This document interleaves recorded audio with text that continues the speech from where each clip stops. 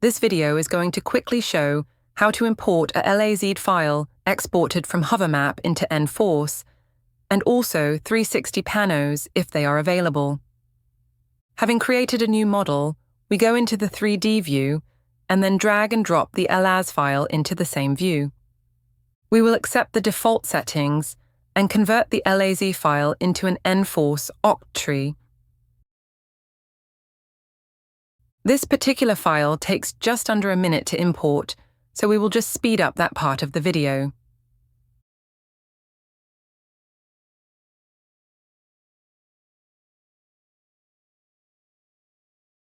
Having imported the scan data, we can also import the Panos via the Import 360 Images option.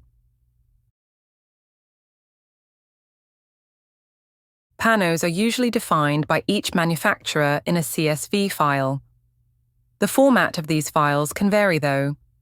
As it happens, the CSV file in the Frames folder ending in n4ce matches the RealWorks format n4ce already understands.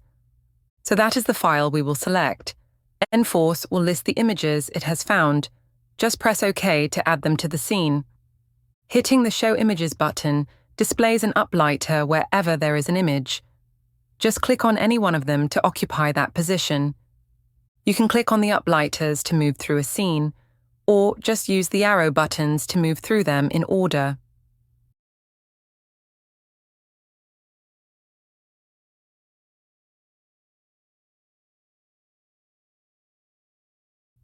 Using the checkboxes in the top right, you can select what data types you want to see in the Pano view, namely scan data, model data, and the images themselves. We can also elect to view the data using its intensity channel rather than color. This can obliterate the image data, so we will change its opacity to allow us to see through it to the images as well. As a brief demonstration of what we can do with the data, we will quickly digitize this tree using a code that expects a radius for the trunk, though a diameter can also be specified, and a scale factor to define the spread of the canopy. We begin by setting the appropriate code that is already configured for our needs. Then, select the cylinder picking tool. Identify where on the trunk the section needs to start and click the mouse. n4ce will snap a section to it so that we can preview what the section is seeing. Right-click in the section view and drag the mouse left and right to fine adjust it. Move the slice into the appropriate position to automatically set the radius. Once that's done, we need to set the scale of the canopy. By clicking in the S for Scale field, n4ce displays 3 buttons in the view for measuring diagonal, horizontal, or vertical distances. We simply click on the H and identify 2 points on opposite sides of the canopy to set the scale of the canopy symbol we will be using. Lastly, we will set the level we want the data to be drawn at. Then we can hit Digitize to add it to the model.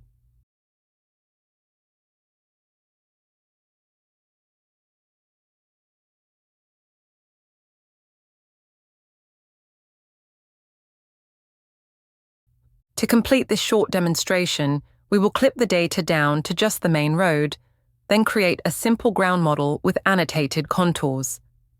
The first stage in doing this is to use the ground extraction tool to classify the ground data and put it into its own group.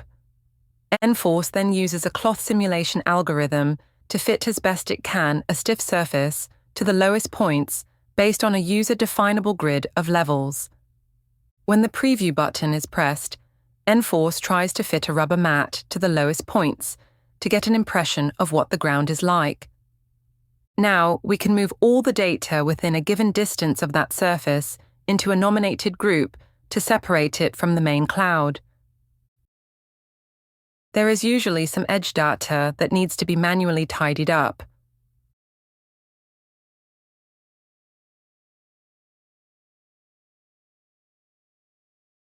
So we use the manual grouping tool to move data we don't want back into the main cloud group.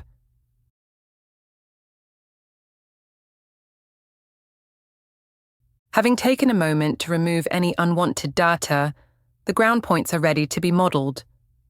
To do this, we drape a dense grid of levels over the ground data and model the resulting points. Now that we have this surface generated from clean ground data, we can add it to the project.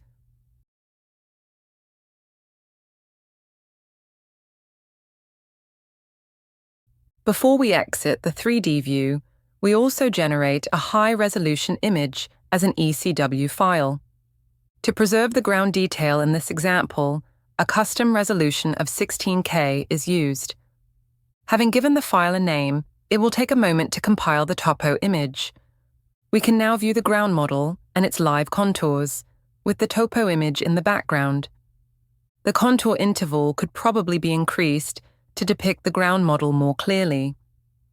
As each model can be very different, so contours are fully user-definable to suit different users' needs.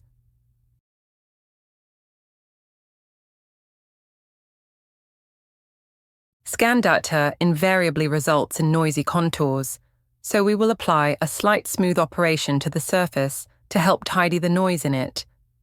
The live contours will now be replaced by Cadd versions that will not update in real time. This is so that we can break and annotate them. To make them look better, we can tick the height shading option when generating presentation quality contours. All that is left to do now is annotate them. We can strike a line where the annotation should go, or just annotate them at regular distances. Finally, we will export the model to a DWG file and test it in TrueView.